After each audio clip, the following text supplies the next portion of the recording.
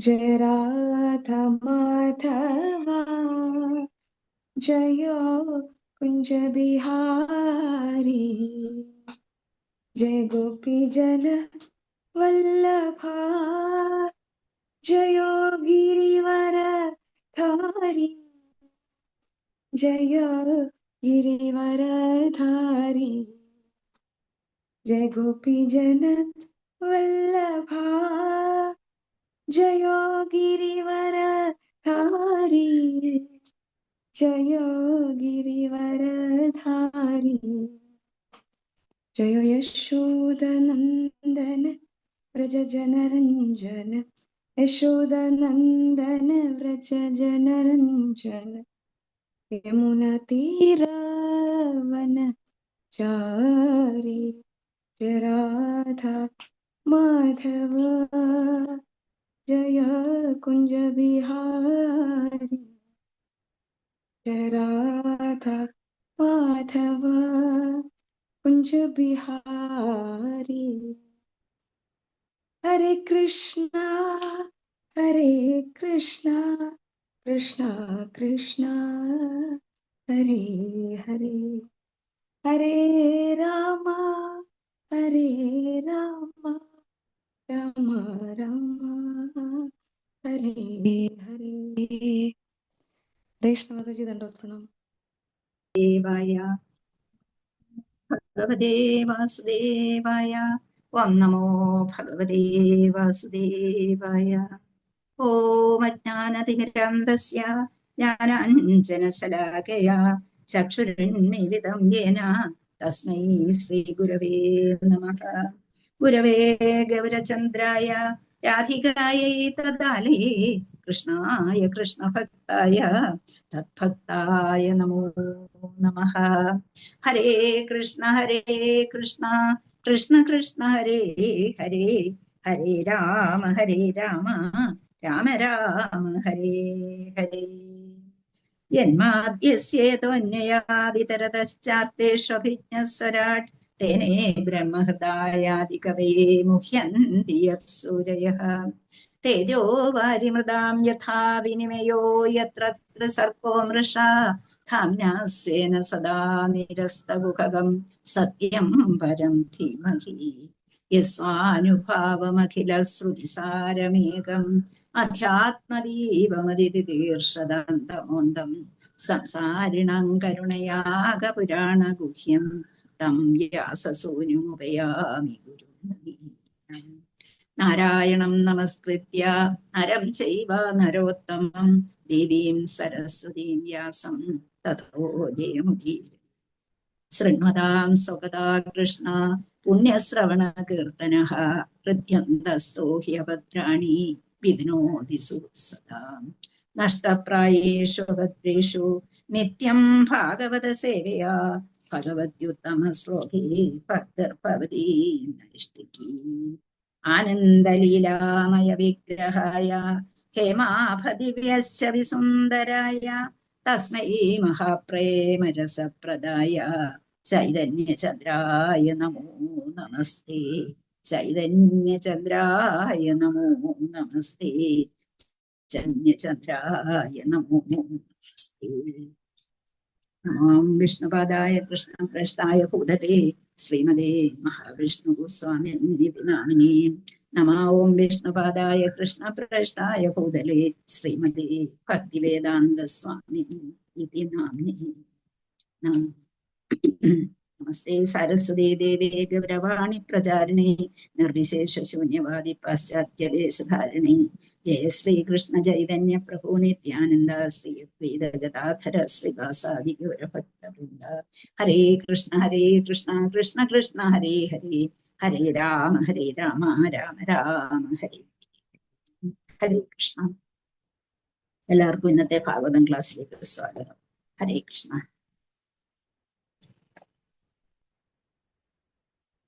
നമ്മളിപ്പോ കഴിഞ്ഞ ദിവസം പഠിച്ചുകൊണ്ടിരുന്ന എന്തൊക്കെയാണെന്ന് ആർക്കെങ്കിലും ഓർമ്മയുണ്ടോ? ഹരേ കൃഷ്ണ ഹരേ കൃഷ്ണ. ഹരേ കൃഷ്ണ. ഹരേ കൃഷ്ണ മാതാജി, ഹരേ കൃഷ്ണ. ഹരേ ഹരേ കൃഷ്ണ. കൃഷ്ണ മാതാജി. അർജുനൻ യുധിഷ്ഠിരനോട് നടന്ന കാര്യങ്ങളൊക്കെ പറഞ്ഞു കൊടുക്കുന്നതാണ് നമ്മൾ കേട്ടോണ്ടിരിക്കുന്നത്. ഹരേ കൃഷ്ണ മാതാജി. ഹരേ കൃഷ്ണ. അപ്പൊ ആരുടെയൊക്കെ കാര്യങ്ങളാണ് ഇപ്പൊ കേട്ടോണ്ടിരുന്നത്? ആരുടെയൊക്കെ കാര്യങ്ങൾ നമ്മൾ കേട്ടു?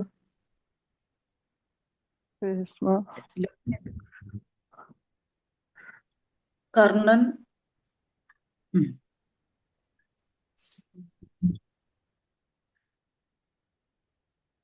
ജയദ്രഥൻ, കർണനെ കുറിച്ചും ജയദ്രഥനെ കുറിച്ചും പിന്നെ എത്ര പേരെ കുറിച്ച് നമ്മൾ കേട്ടു അല്ലെ? ഒരുപാട് പേരെ കുറിച്ച് നമ്മൾ പിന്നോടാവും പഠിച്ചത്. ആദ്യം തുടങ്ങുന്നത് നമ്മൾ അർജുനനെ കുറിച്ച് പഠിച്ച് ഇങ്ങനെ വന്നുകൊണ്ടിരിക്കുകയാണ്. ഓരോരുത്തരെ കുറിച്ചും നമുക്ക് പ്രഭാതൻ ഇങ്ങനെ പറഞ്ഞു തന്നുകൊണ്ടിരിക്കുകയാണ്, ഓരോരുത്തരുടെ പ്രത്യേകതകൾ അല്ലെ? അപ്പം ഇവിടെ എല്ലാം ഏകനായി ഭഗവാൻ നിൽക്കുന്നുണ്ട് എന്നുള്ളതാണ്. എങ്ങനെ നിൽക്കുന്നു? വംശീ വിഭൂഷിതകരാൻ നവനീതതാരാത് പീതാംബരാത് അരുണബിംബ ഫലാദോരഷ്ടാത് പൂർണേന്ദു സുന്ദരമുഖാത് അരവിന്ദ നേത്രാത് കൃഷ്ണാത് പരം കിമപി തത്വം ന ജാനി. ഒരുപാട് പേരുടെ മിടുക്കരായിട്ടുള്ളതും വളരെ തപസ് ചെയ്യുന്നവരുടെ, ആ തപസ് നേടിയിട്ടുള്ളവരെയും ശക്തിയുള്ളവരുടെയും ഒക്കെയായ ഒരുപാട് കാര്യങ്ങൾ നമ്മൾ ഇതിനോടകം പഠിച്ചു കഴിഞ്ഞു. ഒരുപാട് പേരെ കുറിച്ച് പഠിച്ചു കഴിഞ്ഞു. അതിന്റെ എല്ലാം തിളക്കമായി, അതിന്റെ എല്ലാം മധ്യത്തിൽ, അതിന്റെ എല്ലാം നമ്മുടെ മനസ്സിൽ ആ നിൽക്കുന്ന രൂപം എങ്ങനെയുള്ള മധുസൂദന സരസ്വതി പറയുന്നതാണ്.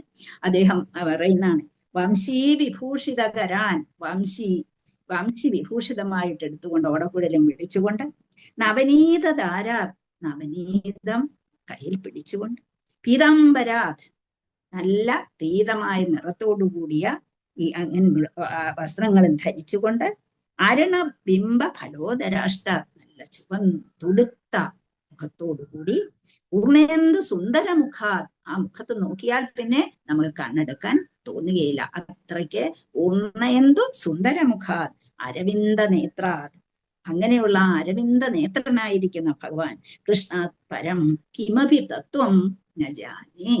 ആ ഒരു മുഖത്ത് നിന്ന് മനസ്സിലാക്കാൻ കഴിയുന്ന, ആ മുഖത്തേക്ക് നമ്മൾ അതിനെക്കുറിച്ച് നമ്മൾ മനസ്സിൽ ചിന്തിച്ചു പോയാൽ അതിനപ്പുറത്ത് ഏതൊരു തത്വത്തെയാണ് നമുക്ക് അറിയേണ്ടത് എന്നാണ് പറയുന്നത്. അപ്പൊ ഒരുപാട് തത്വങ്ങൾ, ഒരുപാട് കാര്യങ്ങള്, ഒരുപാട് പേരുടെ സമസ്തരായ ഒരുപാട് പേരുടെ കാര്യങ്ങൾ പറയുന്നുണ്ട്. പക്ഷേ നമുക്ക് ഇതിനേക്കാൾ അപ്പുറത്തൊരു തത്വത്തെ കുറിച്ച് പറയാനുണ്ടോ എന്ന് ചോദിക്കുന്നുണ്ട് ഹരേ മധുസൂദന സരസ്വതി അവർ. അപ്പൊ അങ്ങനെ ആ ഭഗവാൻ അവിടെ നിൽക്കുമ്പോൾ ഭഗവാന്റെ മുൻപിൽ വെച്ചാണ് ഇതെല്ലാം നടക്കുന്നത്, ഈ കാര്യങ്ങളെല്ലാം നടന്നത് എന്ന് നമ്മൾ പ്രത്യേകം ശ്രദ്ധിക്കേണ്ടതുണ്ട്. പക്ഷേ എന്തുകൊണ്ട് ഇങ്ങനെ നടക്കുന്നു, ഭഗവാൻ എന്തുകൊണ്ട് ഇതിനെ നിർത്തിയില്ല എന്നൊക്കെ ചോദ്യങ്ങൾ വരാം. പക്ഷേ എല്ലാത്തിന്റെയും മധ്യത്തിൽ ഭഗവാൻ ഒരു പ്ലാൻ ഉണ്ട്. കാരണം എന്താണ്? നമ്മൾ ഓരോരുത്തരും ചെയ്തിരിക്കുന്ന കർമ്മങ്ങളുണ്ട്, ഓരോ വ്യവസ്ഥയിലും ഓരോന്നായിട്ട് ഭവിക്കേണ്ടതായിട്ടുണ്ട്. അതെല്ലാം അറിയാവുന്ന ഒരാൾ ഭഗവാൻ മാത്രമേ ഉള്ളൂ. അങ്ങനെ ആ ഭഗവാൻ നിൽക്കുമ്പോഴാണ് ഭഗവാൻ ഇതെല്ലാം ചെയ്യേണ്ട കാര്യങ്ങൾ ചെയ്യേണ്ട രീതിയിൽ മാത്രമേ ഭഗവാൻ ചെയ്യുകയുള്ളൂ എന്നാണ് പറയുന്നത്. അപ്പൊ എങ്ങനെയുള്ളതാണ്? ആ സത്യം, സത്യവ്രതം, സത്യപരം, ത്രിസത്യം, അങ്ങനെയുള്ള ഭഗവാൻ അവിടെ ആരോടും ഒരു പാർഷ്യാലിറ്റിയും കാണിക്കുകയില്ല. അപ്പൊ നമ്മള് കർണനെ കുറിച്ച് കേൾക്കുമ്പോൾ, കർണനെ കുറിച്ച് പറയുമ്പോഴേ വളരെ സമർത്ഥനാണ്, വളരെ അർജുനനോട് കിടപിടിക്കത്തക്ക ആളായിരുന്നു. കഴിഞ്ഞ ദിവസം നമ്മളത് പറയണമെന്ന് പറഞ്ഞ് നടന്നില്ല. അപ്പൊ അർജുനനോട് കിടപിടിക്കത്തക്ക ആളായിരുന്നു, വളരെ സമർത്ഥനായിരുന്നു, ഒക്കെ നമുക്കറിയാം. ആ കർണൻ എങ്ങനെയാണ് ആ നിലയിലെത്തിയത്? കർണന്റെ പൂർവ്വചരിത്രത്തെ കുറിച്ച് ഓർക്കുമ്പോഴേ വളരെ രസകരമായിട്ട് നമുക്ക് തോന്നാം. ഒരു പണ്ട്, ഞാൻ ചുരുക്കിയേ പറയുന്നുള്ളൂ, ഇതൊരു 3 ക്ലാസ് എടുക്കാനുള്ള കാര്യങ്ങൾ ഇതിനകത്തുണ്ട്. അത്രയ്ക്ക് വലിയൊരു കഥയാണ്. അതുകൊണ്ട് നമുക്ക് അത് ഒന്ന് ചുരുക്കി 5 മിനിറ്റ് കൊണ്ട് തീരത്തക്ക രീതിയിൽ പറയാം. മുൻ ജന്മത്തിൽ അദ്ദേഹം സഹസ്രകവചൻ എന്നും പറഞ്ഞ് ഒരാളായിരുന്നു എന്ന് പറയും. അപ്പം ഈ സഹസ്രകവചൻ എങ്ങനെയുണ്ടായി എന്ന് ആദ്യമേ നമ്മൾ നോക്കണം. അതൊക്കെ ഒരുപാട് കാര്യങ്ങൾ, സ്റ്റോറി പറയുമ്പം ഒരു 3 ക്ലാസ് ആണ് അത് എടുക്കേണ്ടത്, അത്രയ്ക്ക് വലിയ സ്റ്റോറി. ദമ്പോദ്ഭവൻ എന്നും പറഞ്ഞൊരു അസുരൻ ഉണ്ടായിരുന്നു. ഈ ദമ്പോദ്ഭവന് വളരെ ശക്തിമാനായിരുന്നു. അതോടൊപ്പം തന്നെ അദ്ദേഹം എന്ത് ചെയ്തു? സൂര്യനെ തപസ് ചെയ്തിട്ട് ഒരുപാട് എന്താണ് ബ്ലെസ്സിങ്സ് നേടിയെടുത്തു. അതിൽ നിന്ന് നേടാവുന്ന അത്രയും സൂര്യനെ തപസ് ചെയ്ത് നേടിയെടുക്കുകയും ചെയ്തു. അതിലെ പ്രധാനമായിട്ട് അദ്ദേഹം പറഞ്ഞു, എന്നെ ആരും തോൽപ്പിക്കാൻ പാടില്ല. ആ ഒറ്റ ഒരു ഏറ്റവും പ്രധാനമായിട്ട് അദ്ദേഹം ചോദിച്ചതാണ്, ഒരിടത്തു നിന്നും എനിക്കൊരു തോൽവി ഉണ്ടാകാൻ പാടില്ല എന്നുള്ളതാണ്. അപ്പൊ അങ്ങനെ തപശക്തി അത്രമാത്രം കഠിനമായിരുന്നു, ആർക്കും തോൽപ്പിക്കാൻ കഴിയാത്തവനായി മാറുകയും ചെയ്തു. അങ്ങനെ ആ തപശക്തിയാൽ പൂർണ്ണമായിട്ട് എല്ലാവരെയും തോൽപ്പിക്കത്തക്ക രീതിയിലുള്ള ശക്തി നേടിയെടുത്തു കഴിഞ്ഞു. അങ്ങനെ നേടിയെടുത്തു കഴിഞ്ഞിട്ട് സൂര്യൻ ആ തപശക്തിയിലങ്ങ് എന്താണ് സന്തുഷ്ടനായതിനു ശേഷം അദ്ദേഹത്തിനൊരു 1000 പടച്ചട്ടകളാണ്, ആർമീഴ്സാണ് നൽകിയത്. അപ്പൊ അദ്ദേഹം അതിനെ കവച്ചു വെക്കാൻ, അതിനെ പൊട്ടിച്ചു കളയാൻ ആർക്കും സാധ്യമല്ല എന്ന് അദ്ദേഹത്തിന് അറിയാമായിരുന്നു. അത്രമാത്രം ശക്തിമാനായി മാറി. എന്തുകൊണ്ട്? അദ്ദേഹത്തിന്റെ കഴിവാണ്. അദ്ദേഹം അത്രമാത്രം തപസ് ചെയ്തു. അപ്പൊ ആ തപസ് കൊണ്ട് സൂര്യനെ അത്രമാത്രം പ്രീതിപ്പെടുത്താൻ അദ്ദേഹത്തിന് കഴിഞ്ഞു. അദ്ദേഹത്തിന്റെ ആ ശക്തിയിൽ സ്വയം അങ്ങ് അഹങ്കരിച്ചു പോയി. ആർക്കായാലും എന്താണ്, ശക്തി ഒരുപാട് വരുമ്പോൾ അഹങ്കാരവും കൂടുമല്ലോ. അങ്ങനെ അദ്ദേഹം അങ്ങ് അഹങ്കരിച്ചു. അപ്പൊ ആ അഹങ്കാരം ലോകത്തിന് മുഴുവൻ നാശമായിട്ട് ഭവിച്ചു. അപ്പൊ അങ്ങനെയാണല്ലോ എവിടെ നിന്നെങ്കിലും എന്താണ് അസുരന്മാരെപ്പോഴും എങ്ങനെയാണ് തപസ് ചെയ്തിട്ട് ആ തപസ്സിൽ നിന്ന് ഇഷ്ടം പോലെ വരങ്ങൾ നേടിയെടുക്കും. എന്നിട്ട് അവർ ലോകത്തിനെ ഒരു ശാപമായി, ലോകത്തിന് ഭയമായിട്ട് ഭവിക്കുകയും ചെയ്യും. അതാണ് ഏറ്റവും വലുത്. അപ്പൊ അങ്ങനെ 1000 വർഷം തപസ് ചെയ്യുന്നവർക്ക് മാത്രമേ ഒരു ആർമർ, ഒരു പടച്ചട്ട പൊട്ടിക്കാൻ. അപ്പൊ ഏതെങ്കിലും ഒരു വ്യക്തിക്ക് ഏതെങ്കിലും കാലത്ത്, അപ്പൊ എന്തിനെങ്കിലും എവിടെയായാലും ഏതെങ്കിലും ഒരു പഴുത് കാണുമെന്നുള്ളതാണ് നമുക്കറിയാം. എന്താണ്, ഹിരണ്യകശിപു തപസ് ചെയ്ത് എത്ര വർഷം, 10000 വർഷം തപസ് ചെയ്ത് എല്ലാം നേടിയെടുത്തു. ആർക്കും തോൽപ്പിക്കാൻ പറ്റാത്ത രീതിയിൽ എല്ലാം നേടിയെടുത്തു. എന്നിട്ടും അവിടെ പരാജയം സംഭവിച്ചു. അതുപോലെ ഇവിടെയും എല്ലാ അങ്ങേയറ്റത്തെ ശക്തിമാനായി, എല്ലാവർക്കും ഭയം, ആർക്കും തോൽപ്പിക്കാൻ പറ്റാത്ത രീതിയിൽ 1000 വർഷം കഠിന തപസ് ചെയ്യുന്ന ഒരു വ്യക്തിക്ക് മാത്രമേ ഇദ്ദേഹത്തിന്റെ ഒരു ആർമർ പൊട്ടിച്ചു കളയാൻ കഴിയത്തുള്ളൂ. അങ്ങനെയുള്ള 1000 എണ്ണം തന്റെ കയ്യിലുണ്ട്. അപ്പൊ എന്താണ്, ആർക്കാണ് ജയിക്കാൻ കഴിയുക? അങ്ങനെയുള്ള ഒരു ചിന്തയിൽ കൂടി അയാളങ്ങ് ലോകത്തിന് നാശമായി ഭവിക്കുകയാണ്. അയാൾ ചെയ്യുന്നതൊക്കെ അയാൾക്ക് ശരി, അയാൾ ചെയ്യുന്നതൊക്കെ തന്റെ ശക്തിയാണ്, താനാണ് ലോകത്തിലേക്ക് ഏറ്റവും വലിയ ആൾക്കാർ, അതിനപ്പുറത്ത് ആരുമില്ല എന്നുള്ള ഒരു ചിന്താഗതി അയാളുടെ മനസ്സിനെ മഥിച്ചു. അങ്ങനെ അദ്ദേഹം ഈ ആർമറുമായിട്ട് ഇങ്ങനെ നടന്നു. അങ്ങനെ 1000 കവചമുള്ള സഹസ്ര കവചനായി ദമ്പോദ്ഭവൻ മാറി. അങ്ങനെ ദമ്പോദ്ഭവൻ അതിഭയങ്കരനായി. അപ്പം ആർക്കും തോൽപ്പിക്കാൻ കഴിയില്ല, ഭയാനകമായി മാറി. പിന്നെ ദേവന്മാരെ ആക്രമിക്കുന്നു ഒരു ഭാഗത്തുകൂടി, അതുപോലെ ഋഷികളെ ആക്രമിക്കുന്നു. നമുക്കറിയാം എന്താണോ ഹിരണ്യകശിപു ചെയ്ത് അതുപോലെ തന്നെ എല്ലാ സെലസ്റ്റിയൽ ബീയിങ്സിനെയും ഒരുപോലെ ആക്രമിക്കാൻ തുടങ്ങി. എല്ലാരും ഭയന്നോടുകയാണ്. ആരെ ആക്രമിക്കാൻ ചെയ്താൽ ആരും ഒരിടത്തിരുന്ന് തപസ് ചെയ്യുന്ന അദ്ദേഹത്തിന് ഇഷ്ടമല്ല. അങ്ങനെ എല്ലാവരെയും ആക്രമിക്കാൻ ഏറ്റവും ശക്തിമാന്മാരായ ഡേറ്റീസ് പോലും അദ്ദേഹത്തിന്റെ മുന്നിൽ നിന്ന് മാറിക്കളയുകയാണ്. ആർക്കും പറ്റുന്നില്ല എന്നുള്ള ഏത് രീതിയിൽ 1000 വർഷം തപസ് ചെയ്തിട്ട് ഈ ഭയങ്കര യുദ്ധം ചെയ്യുക, ഈ യുദ്ധം ചെയ്തിട്ട് ഒരു ആർമർ പൊട്ടിക്കുക, പിന്നെയും 1000 തപസ് ചെയ്യുക, 1000 വർഷം തപസ് ചെയ്യുക, പിന്നെയും യുദ്ധം ചെയ്യുക, ഇതിലൊക്കെ ഇദ്ദേഹത്തെ തോൽപ്പിക്കാൻ കഴിയുക, ഇതൊക്കെ ആർക്കാണ് കഴിയുക? അങ്ങനെ എല്ലാവരും ഭയന്ന് വിറച്ചു. അപ്പം നമുക്കറിയാം ഇങ്ങനെയൊക്കെ വരുമ്പോ എന്താ, ആരെ കാണാൻ പോകും? ഹരേ കൃഷ്ണ, എല്ലാരും ഉണ്ടോ അതോ ഉറങ്ങിപ്പോയോ? എന്ത് ചെയ്യും ഇങ്ങനെയുള്ള ഒരു അവസരത്തിൽ? സാധാരണ നമ്മളിപ്പോ കണ്ട കഥകളിലെല്ലാം ആരെയാ? മഹാവിഷ്ണുവിനെ കാണാൻ പോകും. മഹാവിഷ്ണുവിനെ, എല്ലാവരും കൂടി ആ മഹാവിഷ്ണുവിന്റെ അടുത്തേക്ക് പോകും. ഏറ്റവും ലാസ്റ്റ് റിസോർട്ട് അവിടെ ചെന്നെങ്കിലേ സാധിക്കുകയുള്ളൂ. അങ്ങനെ അവിടേക്ക് ഈ സിറ്റുവേഷൻ ഒക്കെ മനസ്സിലാക്കിയിട്ട് അവിടെ ദേവന്മാര് പോയി മഹാവിഷ്ണുവിനെ കണ്ടു, അല്ലെ? അങ്ങ് പാലാഴി ഇങ്ങനെ സങ്കടം പ്രവർത്തിക്കാനുള്ള ഒരു സ്ഥലമാണ്, അല്ലെ? അവിടെ ചെന്നിട്ട് അവിടെ ഭഗവാന്റെ അടുത്ത് ചെന്നു. അങ്ങനെ അഭയം പ്രാപിച്ചു. അപ്പൊ അദ്ദേഹത്തോട് കാര്യമെല്ലാം പറഞ്ഞു. അല്ലെങ്കിൽ തന്നെയും അദ്ദേഹത്തിന് ആ ഗ്രീവസ് സിറ്റുവേഷനെ കുറിച്ച് അറിയാം. അദ്ദേഹം തന്നെയാണല്ലോ ഇതിന്റെ എല്ലാം അങ്ങേ അറ്റത്തായിട്ട് നിൽക്കുന്ന ആളാണല്ലോ. അപ്പൊ അദ്ദേഹത്തിന് അറിയാൻ വയ്യാത്തൊന്നും അല്ല. പക്ഷെ ഒരു സാഹചര്യത്തിനനുസരിച്ച് അദ്ദേഹം വരികയുള്ളൂ. അങ്ങനെ ആ സിറ്റുവേഷനൊക്കെ മനസ്സിലാക്കി. അങ്ങനെ വിഷ്ണു പറഞ്ഞു, ശരി, ആ സാഹചര്യമെല്ലാം എനിക്ക് മനസ്സിലായി. അവന്റെ അഹന്ത അങ്ങേ അറ്റം എത്തിയിരിക്കുന്നു. അതുകൊണ്ട് ഞാൻ അതിനു വേണ്ട കാര്യങ്ങൾ ചെയ്തു കൊള്ളാമെന്ന് പറയുകയും വിഷ്ണു ഒരവതാരം എടുക്കുകയും ചെയ്തു. ഏത് അവതാരമായിരുന്നു എന്ന് ആർക്കെങ്കിലും അറിയാമോ? വിഷ്ണു ഒരവതാരം എടുത്ത് ഇവിടെ വന്നു. ഒരു ഇരട്ട അവതാരമാണ് എടുത്തത്. നരനാരായണന്മാരായിട്ടാണ് അവതരിക്കുന്നത്. അപ്പൊ അങ്ങനെ നരനാരായണന്മാരായിട്ട് അവതാരം എടുത്തു. ഇവിടെ വന്നു. നരനാരായണന്മാരെ തോൽപ്പിക്കാൻ അദ്ദേഹത്തിന് അങ്ങ് തയ്യാറായി നിൽക്കുകയാണ്. അദ്ദേഹം എന്ത് ചെയ്തു? അവരെന്ത് ചെയ്തു? നരൻ പോയി ആദ്യമേ തപസ് ചെയ്തു. അങ്ങനെ നരൻ എത്ര വർഷം തപസ് ചെയ്യണം? 1000 വർഷം തപസ് ചെയ്തെങ്കിലേ യുദ്ധം ചെയ്യാൻ തന്നെ പറ്റുള്ളൂ.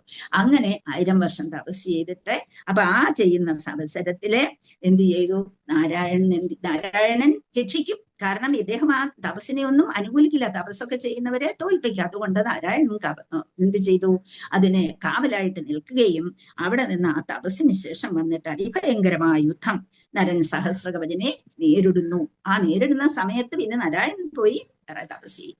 അങ്ങനെ എന്ത് ചെയ്തു? ആ തപസ്സിൽ, ആ യുദ്ധത്തിൽ ആദ്യത്തെ ആർമർ പൊട്ടിക്കാൻ നരന് കഴിഞ്ഞു. അങ്ങനെ ഓരോ നരൻ സഹസ്രകവചനെ നേരിടുന്നു. ഒരു ഭയങ്കര യുദ്ധം.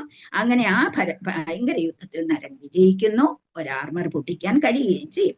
അതിനുശേഷം നാരായണൻ പോയിട്ട് 1000 വർഷം തപസ് ചെയ്യും. അങ്ങനെ അദ്ദേഹവും എന്ത് ചെയ്യുന്നു? തപസ്സിന് ശേഷം വന്നിട്ട് യുദ്ധം ചെയ്യും. യുദ്ധം ചെയ്തിട്ട് ഇദ്ദേഹത്തെ തോൽപ്പിക്കും. തോൽപ്പിച്ചതിന് ശേഷം ഒരു കവചം കൂടി പൊട്ടിക്കും. വീണ്ടും 1000 വർഷം അടുത്ത ആൾ പോയി തപസ് ചെയ്യും. അങ്ങനെ അവിടെ തപസ് ചെയ്തതിന് ശേഷം ഇവിടെ വന്ന് യുദ്ധം ചെയ്യും. യുദ്ധം ചെയ്തിട്ട് അടുത്ത കവചം പൊട്ടിക്കും. വീണ്ടും ഇദ്ദേഹം പോയി തപസ് ചെയ്യും. അങ്ങനെ ഇത് കണ്ടിന്യൂസ് ആയിട്ട് ഇങ്ങനെ നടന്നുകൊണ്ടിരുന്നു. അല്ലാതെ ഇദ്ദേഹത്തെ തോൽപ്പിക്കാൻ യാതൊരു മാർഗവും ഉണ്ടായിരുന്നില്ല. അത്രമാത്രം എല്ലാ വരങ്ങളും വാങ്ങിച്ചങ്ങ് വെച്ചിരിക്കുകയാണ്. അപ്പൊ അതുകൊണ്ട് ആ തപസ് കംപ്ലീറ്റ് ചെയ്ത് ലാസ്റ്റിൽ ഈ ഓരോ ആർമറും പൊട്ടിച്ച് ലാസ്റ്റിൽ ആ ഒരു ആർമർ മാത്രമായി, ഒറ്റ കവചം മാത്രമായി മാറുന്നു. അങ്ങനെ നരനാരായണന്മാരുടെ കമ്പൈൻഡ് ശക്തിയാൽ ആ സഹസ്രകവചനെ പരാജിതനാക്കാൻ കഴിയുകയും അവന്റെ ആ ശരീരത്തിൽ നിന്നും ഒരു ജീവൻ വേർപെട്ടു പോവുകയും ചെയ്തു. ലാസ്റ്റില് ഇത് അവരുടെ കമ്പൈൻ ശക്തി ഉപയോഗിച്ച് അവനെ പരാജയപ്പെടുത്തി അവന്റെ ജീവൻ എടുക്കുന്നു. അങ്ങനെ അദ്ദേഹം മരിക്കുകയാണ് ചെയ്യുന്നത്. ഇത് ബ്രഹ്മാണ്ഡ പുരാണത്തിലെ, മത്സ്യപുരാണത്തിലെ ഒക്കെ പറഞ്ഞിട്ടുള്ള കഥയാണ്. ഇതിനെക്കുറിച്ച് പറയുന്നു. സഹസ്രകവചൻ പക്ഷെ വീണ്ടും ജനിക്കുന്നു. ജനിക്കുന്നത് ആരായിട്ടാണ്? ജനിക്കുമ്പോ എന്താണ്? നമ്മൾ എന്തെല്ലാം ഇവിടുന്ന് കൊണ്ടുപോകുന്നോ അതെല്ലാം. അതുകൊണ്ടാണ് നമ്മുടെ മനസ്സ് ശുദ്ധമാക്കിയിട്ടേ നമ്മൾ ഇവിടുന്ന് പോകാവൂ എന്ന് പറയുന്നത്. കാരണം നമ്മൾ ഇവിടുന്ന് പോകുന്നതിന് മുമ്പേ നമ്മുടെ മനസ്സ് ശുദ്ധമാക്കണം എന്ന് പറയുന്നതിന്റെ ഉദ്ദേശം അതുകൊണ്ടാണ്. ഇദ്ദേഹം ഇത്രയും വീറും വാശിയും ഈ ദേവന്മാരെയും സെലസ്റ്റിയൽ ബീയിങ്സിനെയും എല്ലാ ദേവതകളെയും പരാജയപ്പെടുത്താൻ കഴിവുള്ള കൊണ്ട് അതിനുവേണ്ടി തയ്യാറായി നിൽക്കുന്ന വ്യക്തിയാണ്. എല്ലാവരോടെയും വീറും വാശിയുമുണ്ട്. അങ്ങനെ ആ വാശിയോടുകൂടിയാണ് വീണ്ടും അദ്ദേഹം ജനിക്കുന്നത്. അങ്ങനെ അതും കൊണ്ടാണ് അദ്ദേഹം വരുന്നത്. പക്ഷെ ആരായിട്ടാ വന്നത്? കുന്തിപുത്രനായിട്ട്. സൂര്യനാണ് ആർക്ക് വരം കൊടുത്തിരുന്നത്? സഹസ്രകവചന് അല്ലെങ്കിൽ ദമ്പോദ്ഭവന് വരം കൊടുത്തിരുന്നത്. ആ ഒരു വെച്ചുകൊണ്ട് തന്നെ ഇവിടെ സൂര്യപുത്രനായി ആർക്ക് ജനിക്കുന്നു? കുന്തിക്ക് പുത്രനായിട്ട് വന്ന് ജനിക്കുന്നു. സൂര്യപുത്രനായി ജനിക്കുന്നു. അപ്പൊ ഇതിനെ സൂര്യൻ കൊടുത്ത കവചം എന്ന് നമ്മള് വായിച്ചു. സൂര്യൻ കൊടുത്ത കവചമുണ്ട്. അതിനെ തിരിച്ചു വാങ്ങിക്കാൻ ഇന്ദ്രൻ വന്നിരുന്നു യുദ്ധത്തിന് മുമ്പ് എന്നൊക്കെ നമ്മള് കഥയിൽ കേട്ടിട്ടുണ്ട് അല്ലേ? അപ്പൊ ഇത് സൂര്യൻ കൊടുത്ത കവചമാണെന്ന് പറയുന്നു. അതുപോലെ ഈ സഹസ്ര കവചന്റെ ഒരു കവചം പൊട്ടിക്കാതെ കിടന്നതും കൊണ്ടാണ് ഇദ്ദേഹം വന്നതെന്നും പറയുന്നുണ്ട്. രണ്ട് രീതിയിൽ ഇതിനെക്കുറിച്ച് ചർച്ച ചെയ്യുന്നുണ്ട്. പക്ഷെ എന്ത് തന്നെയായാലും ഇത് രണ്ടും സൂര്യൻ കൊടുത്തതാണ്. കവചം ആദ്യമായിട്ട് സഹസ്ര കവചന് കൊടുത്തത് സൂര്യനാണ്.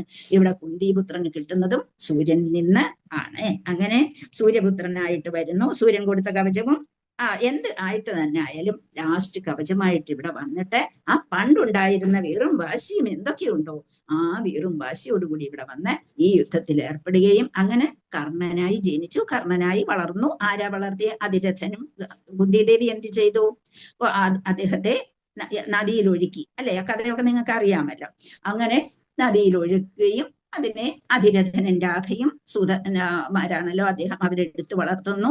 അങ്ങനെ അവിടെ വന്നിട്ട് അവിടെ വളർന്ന് വരുമ്പോൾ പണ്ടത്തെ ആ വൈരാഗ്യവും വാശിയും വീറും കൊണ്ടുവന്നിട്ട് ഇവിടെ അത് പ്രയോഗത്തിൽ കൊണ്ടുവരികയാണ് ചെയ്തത്. അപ്പൊ ഏതൊരു വ്യക്തിക്കും മോശമായ സാഹചര്യത്തിലേക്ക് നമ്മൾ വരുമ്പോൾ ഏത് വളക്കൂറാണോ നമുക്ക് കിട്ടുന്നത് അതിനനുസരിച്ചാണ് നമ്മുടെ ജീവിതം വരുന്നത്. ഇവിടെ എന്താണ്? ദുര്യോധനൻ എന്ന് പറയുന്ന ദുര്യോധനാദികളോട് കൂടാനാണ് അദ്ദേഹത്തിന് കഴിഞ്ഞത്. അങ്ങനെ അവിടെ നിന്ന് കിട്ടിയ അത് അദ്ദേഹത്തിൽ സ്വയം തന്നെ നമ്മുടെ മനസ്സിൽ ഒരു ഭാവമുണ്ട്, ഏറ്റവും മോശമായ ചിന്താഗതി. ഇവിടെ അതുപോലെ തന്നെ കിട്ടിയതോ അതുപോലത്തെ കൂട്ടുകെട്ടും. അങ്ങനെ അദ്ദേഹത്തെ വളർത്തിയെടുക്കാൻ കുന്തിയുടെ പുത്രനായി എന്ന് പറഞ്ഞതുകൊണ്ട് കാര്യമില്ല. സാഹചര്യത്തിൽ വളർന്നു വന്ന സാഹചര്യം വേറെ, അതുപോലെ തന്നെ താൻ കൊണ്ടുവന്നിട്ടുള്ള മനസ്സ് വേറെ. നമുക്ക് എല്ലാവർക്കും അറിയാം, നമുക്ക് ഓരോരുത്തർക്കും പല മനസ്സാണ്, അല്ലെ? അപ്പൊ അങ്ങനെ നമ്മുടെ മനസ്സിൽ കിടക്കുന്ന വിചാരങ്ങൾ നമുക്കത് ശരിയായിട്ട് തോന്നും.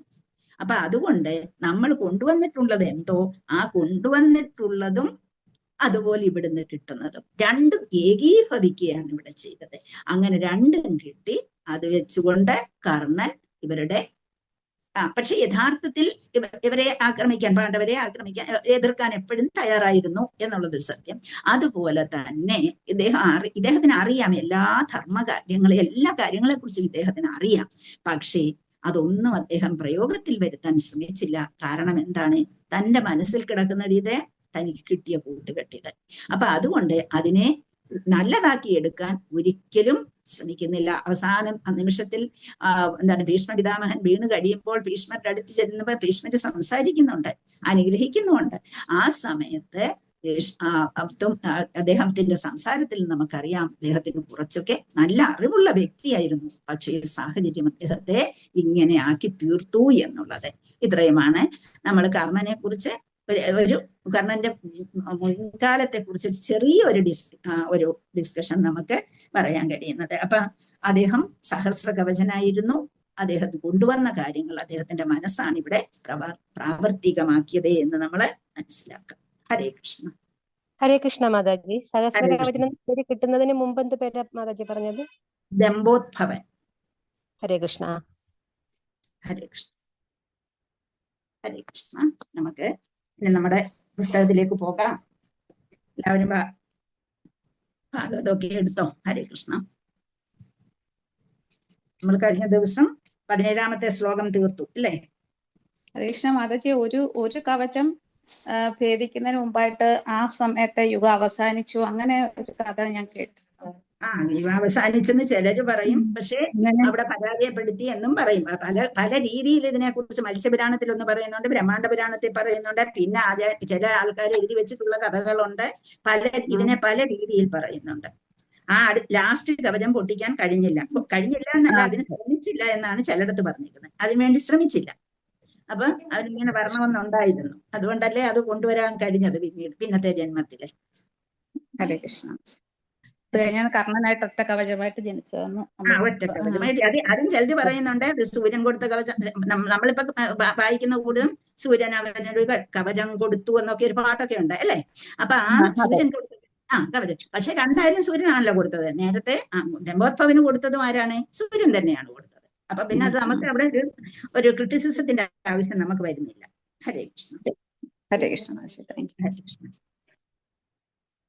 ഓക്കെ, നമുക്ക് 17ാമത്തെ ശ്ലോകം വായിച്ചോ എല്ലാവരും? ഒന്ന് നേരത്തെ പ്രഭു ഇതിന്റെ എല്ലാ ഭാവാർത്ഥവും ഇടുന്നുണ്ട്, അതുപോലെ വിവർത്തനവും ഇടുന്നുണ്ട്. അതൊക്കെ വായിക്കുന്നുണ്ടോ? ഞാനൊരു സെമന്തക പഞ്ചകത്തെ കുറിച്ച് പറഞ്ഞിരുന്നു, അതിനെക്കുറിച്ച് ആരെങ്കിലും ഒന്ന് പറഞ്ഞു? ഹരേ കൃഷ്ണ.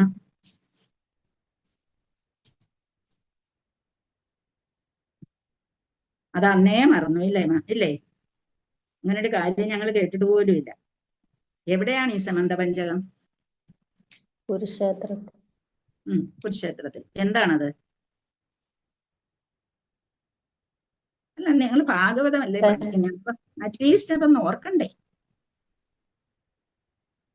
പരശുരാമൻ മാതാജി പരശുരാമൻ എല്ലാവരെയും കൊന്നു 21 പ്രാവശ്യം 21 തവണ മതം ചെയ്തതിന് ശേഷം ഉണ്ടാക്കിയത് ഒരു പുണ്യ കുളമാണ് ക്ഷേത്രം. അവരുടെ രക്തം എന്താ എന്ത് ചെയ്തു?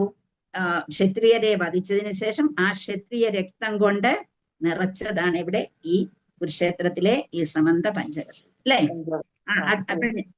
അവിടെ ജയദ്രഥന്റെ എന്താ അവിടെ പറയാൻ കാരണം? ജയദ്രഥന്റെ ശിരസ് എവിടെയാ ചെന്ന് വീണത്? അവിടെ അച്ഛന്റെ മടി. അച്ഛൻ അവിടെ തപസ്സനുഷ്ഠിക്കുകയായിരുന്നു. അദ്ദേഹത്തിന്റെ പേരെന്തുവാ? വൃദ്ധക്ഷേത്ര രാജാവ്. അദ്ദേഹമായിരുന്നു അവിടെ തപസ്സനുഷ്ഠിച്ചുകൊണ്ടിരുന്നത്. അവിടെയാണ് ചെന്ന് പതിക്കുന്നത് അല്ലെ? അത് കഴിഞ്ഞു. അടുത്ത ശ്ലോകവും നമ്മൾ പഠിച്ചു. ഇനി അടുത്ത ശ്ലോകത്തിലേക്ക് നമുക്ക് പോകാം. ഹരേ കൃഷ്ണ. 18ാമത്തെ ശ്ലോകം. നർമാണ്യുദാര അതെടുത്തോ? ഇല്ല, അതും എടുത്തെന്ന് തോന്നുന്നു. 18 എടുത്തു. നർമാണ്യുദാര രുചിരസ്മിത ശോഭിതാനി ഹേ പാർത്ഥ ഹേ അർജുന സഖേ ഗുരുനന്ദനേതി സഞ്ചൽപിതാനി നരദേവ ഹൃദി സ്പൃശാനി സ്മർത്തുർലുടന്തി ഹൃദയം മമ മാധവസ്യ. മമ മാധവസ്യ ഒക്കെ പറഞ്ഞതാണ്. ഓർമ്മയുണ്ടോ എടുത്തതായിട്ട് ആർക്കെങ്കിലും? അതുമില്ല. എന്റെ കുട്ടികളെല്ലാം മറക്കുന്നത് അല്ലേ? എന്തുവാ ശ്ലോകത്തിൽ പറഞ്ഞേക്കുന്നത്?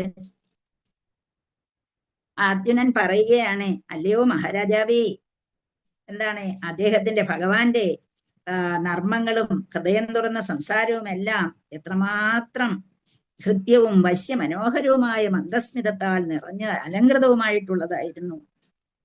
അങ്ങനെ അവിടെ വെച്ച് അദ്ദേഹം എന്നെ എങ്ങനെയൊക്കെയാ വിളിച്ചിരുന്നത്? ഏതെല്ലാം രീതിയിലാണ് വിളിച്ചിരുന്നത്? ഹേ പാർത്ഥ, ഹേ അർജുന, ഹേ സഖേ, ഹേ കുരുനന്ദന. നമ്മള് എന്താണ് എത്ര പേരിലാണ് നമ്മള് ഭഗവത്ഗീതയിൽ ഭഗവാൻ അർജുനനെ വിളിക്കുന്നത് അല്ലെ? അവിടെ അർജുനൻ തന്നെ പറയുന്നുണ്ട്. എന്താണ് പറയുന്നത്? സഖേതി മത്വാ പ്രസവം യദുക്തം ഹേ കൃഷ്ണ ഹേ യാദവ ഹേ സഖേതി അജാനതാ മഹിമാനന്തവേദം മയാ പ്രമാദാത് പ്രമേന വാപി. അല്ലയോ, ഞാന് ഏതെല്ലാം രീതിയിലാണ് അവിടുന്ന് എന്നെ വിളിച്ചത്? അത് അങ്ങയോട് ഞാൻ എന്തെല്ലാം തെറ്റുകളാണ് ചെയ്തിട്ടുള്ളത്, ഏതെല്ലാം രീതിയിലാണ് ഞാൻ തന്നെ അങ്ങയെ ചുമ്മാതെ എന്താണ് എന്റെ കൂട്ടുകാരനാണെന്ന് കരുതി ഹേ സഖേ എന്ന് വിളിക്കുന്നു. അങ്ങനൊക്കെ ഞാനും വിളിച്ചിട്ടുണ്ട്. അതുപോലെ എന്താണ് യച്ഛാവഹാസാർത്ഥം അസത്കൃതോസി വിഹാര ശയ്യാസന ഭോജനേഷു. ആ സമയത്തെല്ലാം ഏകോ അഥവാ അപ്യച്യുത തത്സമക്ഷം യക്ഷാമേ ത്വാം അഹമപ്രമേയം. നമ്മൾ ഒന്നിച്ചിരിക്കുമ്പോഴും ഒന്നിച്ച് നടക്കുമ്പോഴും ഒന്നിച്ച് കിടക്കുമ്പോഴും ഒന്നിച്ച് സംസാരിക്കുമ്പോഴും എന്ന് വേണ്ട ഏതൊരു സമയത്തും എൻ്റെ ഒരു സ്വന്തം കൂട്ടുകാരനെ പോലെ ഞാൻ അദ്ദേഹത്തെ അങ്ങയെ കണ്ടിരുന്നു. അതോ അങ്ങയുടെ സ്ഥാനം എന്താണ്, എന്റെ സ്ഥാനം എന്താണ് എന്നൊന്നും ഞാൻ ചിന്തിച്ചില്ല. അങ്ങനെയുള്ള അല്ലയോ ഭഗവാനെ, അങ്ങ് എന്നോട് ക്ഷമിക്കണേ എന്ന് ഭഗവത്ഗീതയിലും ചോദിക്കുന്നുണ്ട്. ഇവിടെയും അതുപോലെ ചോദിക്കുകയാണ്. ഞാന് എന്താണ് നർമാണ്യുദാര രുചിര സ്മിതശോഭിതാനി. ചിരിക്കുമ്പോഴായാലും കരച്ചിലില്ല, ചിരിക്കുമ്പോഴാണെങ്കിലും സംസാരിക്കുമ്പോഴാണെങ്കിലും എന്തെങ്കിലും അഡ്വൈസ് കൊടുക്കുമ്പോഴാണെങ്കിലും ശരി, ഓരോന്നിനും വിളിച്ചാണ് കൃഷ്ണൻ പറയുന്നത്. നമുക്കറിയാം ഭഗവത്ഗീതയിലെ ഓരോ ശ്ലോകം നോക്കൂ, എല്ലായിടത്തും ഓരോ പേര് പറഞ്ഞാണ്. എന്താ പറയാ, അക്കോർഡിംഗ് ടു ദ സിറ്റുവേഷൻ, സാഹചര്യത്തിനനുസരിച്ച്. പ്രഥയുമായി ബന്ധപ്പെട്ട ശക്തി കൂടുതലാണ് നിന്റെ ആത്മശക്തി വളരെ കൂടുതലാണ് എന്ന് കാണിക്കാൻ പാർത്ഥ എന്ന് വിളിക്കും. കാരണം എന്തുകൊണ്ടാണ്? എല്ലാ സങ്കടങ്ങളെയും എല്ലാ വിഷമങ്ങളെയും ഒന്നുപോലെ സഹിക്കാൻ കുന്തിക്ക് കഴിഞ്ഞു. അപ്പൊ അങ്ങനെയുള്ള ആ പൃഥയുടെ മകനാണ് നീ.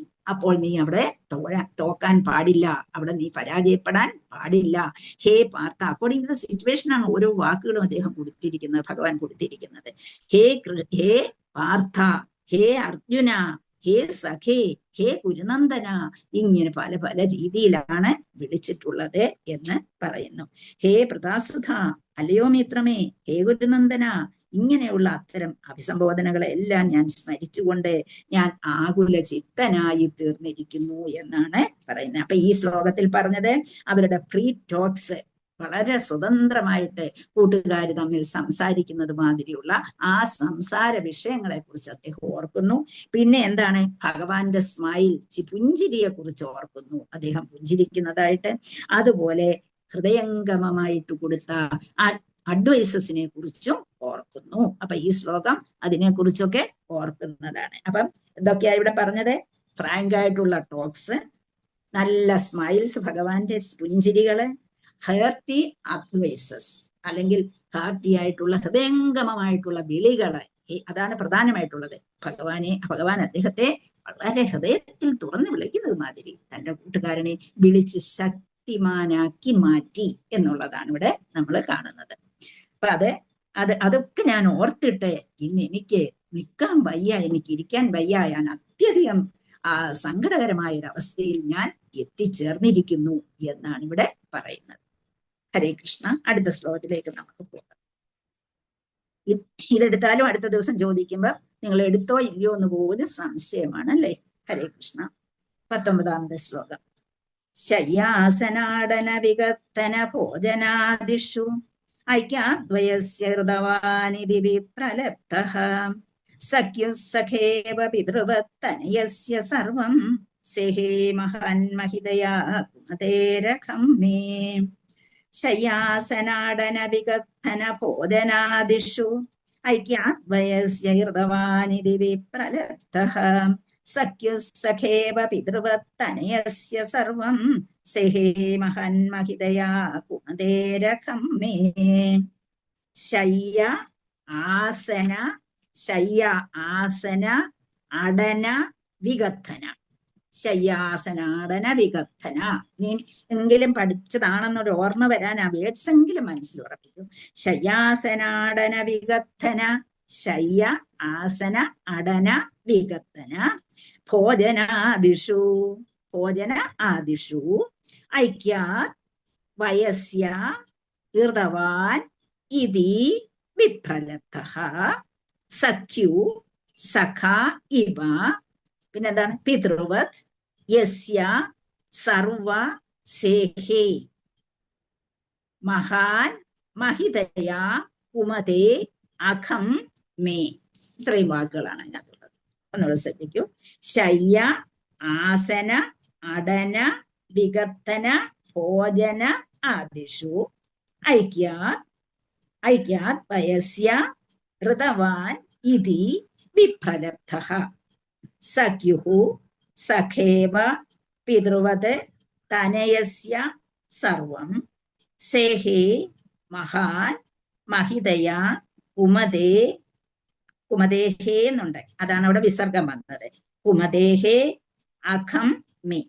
ശയ്യ ആസന അടന വികത്തന ഭോജനാദിഷു ഐക്യാത് വയസ്യ ഹൃദവാൻ ഇതി വിപ്രലബ്ധഃ സഖ്യു സഖേവ പിതൃവത് തനയസ്യ സർവം സേഹേ മഹാൻ മഹിതയാ കുമതേഹേ അഖം may.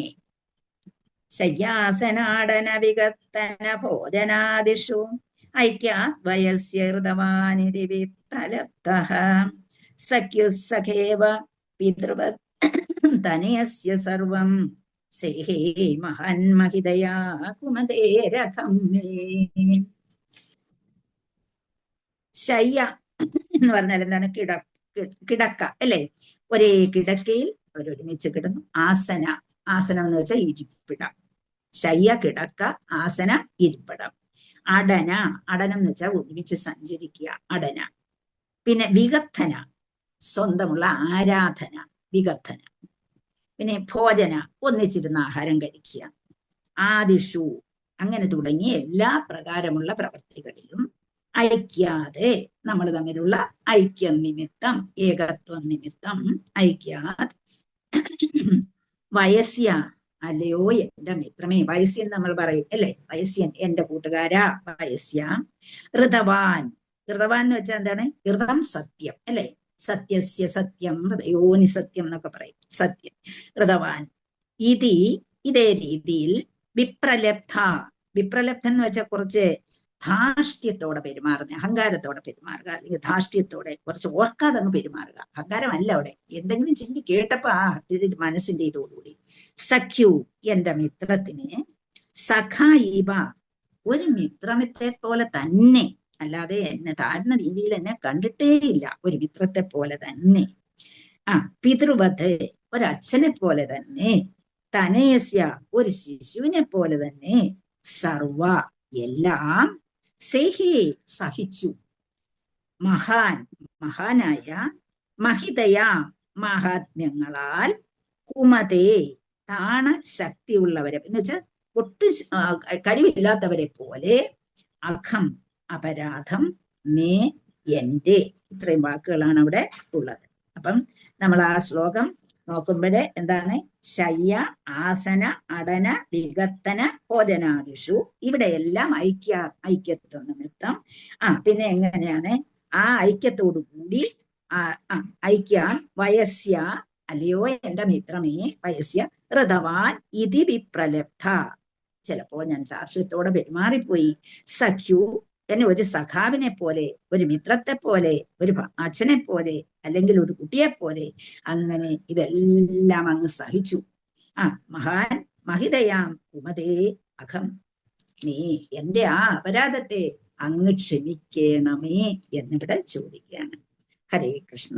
Translation and പർപ്പട്ട് Shri Bhaktivedanta സ്വാമി ശ്രീല പ്രഭുപാദി കി ജയ്, ഗുരുദേവ് കി ജയ്, പ്രഭുപാദി കി ജയ്, അനന്തകോടി വൈഷ്ണവ വൃന്ദ കി ജയ്. ഹരേ കൃഷ്ണ. ഹരേ കൃഷ്ണ. ശ്ലോകം വായിച്ചോളൂ. ഹരേ കൃഷ്ണ. ഓം നമോ ഭഗവതേ വാസുദേവായ.